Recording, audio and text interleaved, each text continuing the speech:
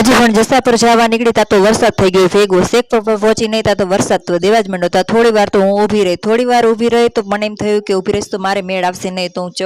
પલટતી સેન્ટરે પણ પહોંચી ગઈ સેન્ટરે પહોંચી તા તો તડકા જેવું પણ નીકળ્યું આ તો રોજ મને આવી રીતે જ હેરાન કરે છે વરસાદ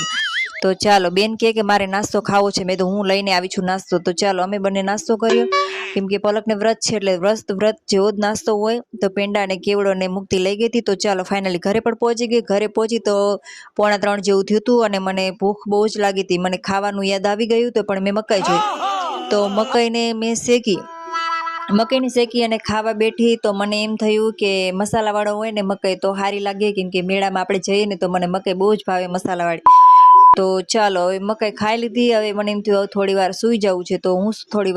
વાર ફોન સાઈડમાં મૂકીને થોડી વાર આરામ કરી લઉં એટલી વારમાં તો અવાજ બહારથી આવે તો જોયું બારણું ખોલીને તો વરસાદ દેવા માંડ્યો ને મારું પગ લુખાણ્યું પણ પલાળી નાખ્યું તો ચાલો ભલે વરસાદ આવ્યો હવે હું બનાવી નાખું કોફી તો કોફી મૂકી દીધી અને બારીમાંથી જુઓ કેટલો વરસાદ તો પડે છે જોરદારનો તો ચલો કોફી તો બને નાખી હારે હારે રોટલી પડી તો રોટલી મને એમ થોડી શેકી નાખું આ રોટલી આજે મારી જેઠની છોકરી કૌશાએ બનાવી છે ત્યાં હતી એટલે મેં તું રોટલી બનાવી નાખજે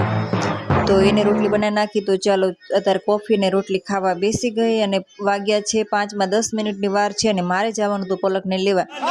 કેમ કે વરસાદ હતો એટલે તો લેવા જવું પડે એટલે કે પલટતી આવે પણ તો હું છત્રી લઈને નીકળી ગઈ લેવા તો તમે જુઓ લેવા તો ન જાઓ પણ પાણી કેટલું ભર્યું છે જો એ પાસે થાકી ગયા 10 કિલો એકનું તો વજન લઈ જાય છે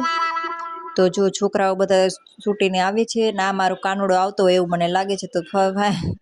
મારો અંશ જ છે તો એ કે પલક ત્યાં છે તો જો એ સાયકલ લઈને આવતો રહ્યો એ આવી ન એકલી તો ચાલો પાણી તો ઘણું ભરેલું છે હવે મારી પલકને લઈને હું ઘરે પણ આવતી રહી તો એ કે મમ્મી મારે થોડું નાવું છે તો એને નાવા દીધું ચાલો મળીએ બીજા વિડીયોમાં